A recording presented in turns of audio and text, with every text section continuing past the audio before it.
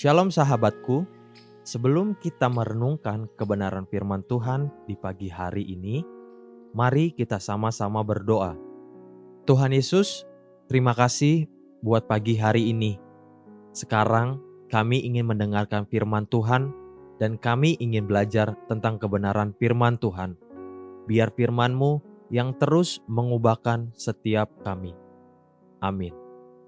Pagi hari ini kita akan merenungkan kebenaran firman-Nya dengan tema For the Glory of God. Mari kita buka Alkitab di dalam kitab Hagai pasal yang kedua, ayat yang ke-7 sampai ayat yang ke-10. Demikian firman Tuhan. Sebab beginilah firman Tuhan semesta alam. Sedikit waktu lagi, maka aku akan menggoncangkan langit dan bumi, laut dan darat. Aku akan menggoncangkan segala bangsa, sehingga barang yang indah-indah kepunyaan segala bangsa datang mengalir. Maka aku akan memenuhi rumah ini dengan kemegahan, firman Tuhan semesta alam. Kepunyaankulah perak, dan kepunyaankulah emas. Demikianlah firman Tuhan semesta alam. Adapun rumah ini, kemegahannya yang kemudian akan melebihi kemegahannya yang semula, firman Tuhan semesta alam.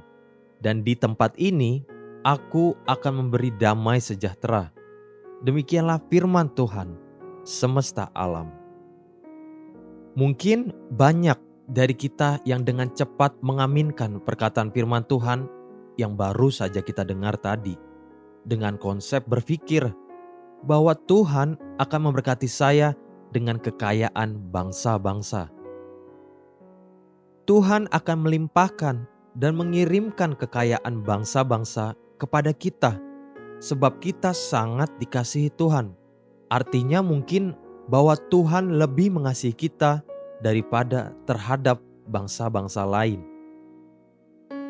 Entah apa yang membuat kita berpikir bahwa kita lebih baik dan lebih berharga daripada bangsa-bangsa lain. Pola pikir seperti itulah yang banyak digembar-gemborkan oleh hamba-hamba Tuhan dengan pola pandang teologi kemakmuran. Namun coba perhatikan sekali lagi perkataan Tuhan melalui Nabi Hagai tadi. Latar belakang perkataan firman Tuhan ini berlandaskan dari satu kebenaran, yaitu kemegahan bait Allah seperti yang semula. Tuhan bertanya kepada Bupati Yehuda atau kepala pemerintahan dan kepada imam besar atau kepala di dalam rumah Tuhan demikian. Hagai pasal yang kedua ayat 3 sampai ke 4. Demikian firman Tuhan. Katakanlah kepada Zerubabel bin Sealtiel, Bupati Yehuda, dan kepada Yosua bin Yozadak, imam besar, dan kepada selebihnya dari bangsa itu, demikian.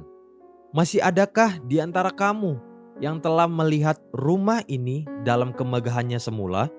Dan bagaimanakah kamu lihat keadaannya sekarang? Bukankah keadaannya di matamu seperti tidak ada artinya? Tuhan mencari dan menanyakan kepada pemimpin pemerintahan dan pemimpin rumah Tuhan satu perkara. Masih ingatkah kalian terhadap kemegahan bait Allah yang semula? Dan bandingkan kemegahannya yang semula dengan yang ada sekarang. Bukankah semua itu tidak ada artinya sama sekali? Atau dengan kata lain, sadarkah kita telah jauh merosotnya keadaan kemegahan bait Allah yang saat ini dibandingkan dengan yang semula? Bukankah kita inilah bait Allah? Perhatikan kehidupan anak-anak Tuhan, atau yang lebih tepatnya, keadaan karakter anak-anak Tuhan saat ini dibandingkan dengan keadaan yang semula sejak pertama kali penciptaan. Kemudian Tuhan melalui Nabi Hagai berkata demikian. Hagai pasal kedua ayat ke-5 dan ayat ke-7 sampai ke-8. Demikian firman Tuhan. Tetapi sekarang kuatkanlah hatimu, hai Zerubabel, Demikianlah firman Tuhan. Kuatkanlah hatimu, hai Yosua bin Yozadak, imam besar. Kuatkanlah hatimu, hai segala rakyat negeri. Demikianlah firman Tuhan. Bekerjalah, sebab aku ini menyertai kamu. Demikianlah firman Tuhan semesta alam. Sebab beginilah firman Tuhan semesta alam. Sedikit waktu lagi, maka aku akan menggoncangkan langit dan bumi, laut dan darat.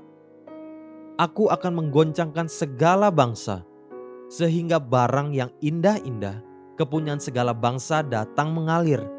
Maka aku akan memenuhi rumah ini dengan kemegahan. Firman Tuhan semesta alam. Ada tujuan Tuhan dengan menggoncangkan kekayaan bangsa-bangsa, yaitu untuk memenuhi bait Allah dengan kekayaan yang ada di bangsa-bangsa. Jika hal ini dilihat dari sudut pandang materi atau kekayaan jasmani, tentu saja jelas tujuan Tuhan di situ. Namun juga penting untuk diperhatikan, apakah memang demikian pola kerja Tuhan? Sampai-sampai dia harus merampas kekayaan bangsa-bangsa demi untuk memenuhi kemegahan bait-Nya? Bukankah Tuhan kita adalah Allah yang maha kaya? Bukankah Tuhan adalah Allah yang adil dan benar? Dapatkah dikatakan benar jika kita merampas dari yang satu untuk dan demi memenuhi rumah kita sendiri? Sebaliknya, perhatikan hasrat dan tujuan Tuhan sejak semula. Bukankah Tuhan menciptakan manusia dengan kemegahan yang ada pada dirinya sendiri, yaitu kemuliaan Tuhan. Dan kemuliaan Tuhan ini memancarkan karakter-karakter ilahi yang indah dan benar. Sebagian bangsa-bangsa memiliki satu dan lebih karakter mulia ini. Namun mereka tidak mengenal Tuhan. Seperti Jepang adalah negara yang tergolong sebagai salah satu negara terkaya di dunia. Namun kehidupan rakyat Jepang termaksud salah satu yang paling sederhana.